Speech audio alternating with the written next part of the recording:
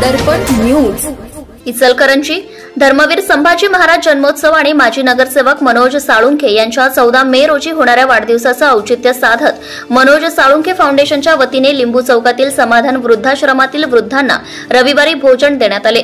दरवर्षी 14 मे रोजी मनोज साळुंखे यांचा वाढदिवस आणि धर्मवीर संभाजी महाराज यांच्या जयंतीचे औचित्य साधत विविध कार्यक्रम व उपक्रमांचे आयोजन करण्यात येते.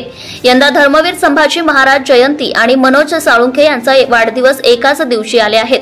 हा दुग्ध शर्करा योग साधत विविध उपक्रम राबवण्यात येत आहे.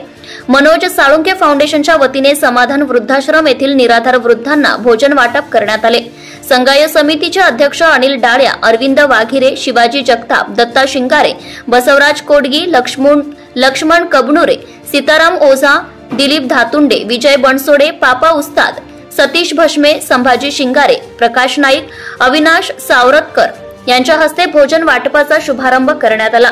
या प्रसंगी चांद जमादार, सतीश पाटील, रवींद्र भांडे, धनंजय दाहोत्रे, निलेश पाटील, आकाश वासुदेव, सलीम नदाफ, संदीप गवड, अमन शिरगावे आदींसह फाउंडेशनचे पदाधिकारी, कार्यकर्ते व भागातील नागरिक उपस्थित होते. Subscribe now and press the bell icon. Never miss an update.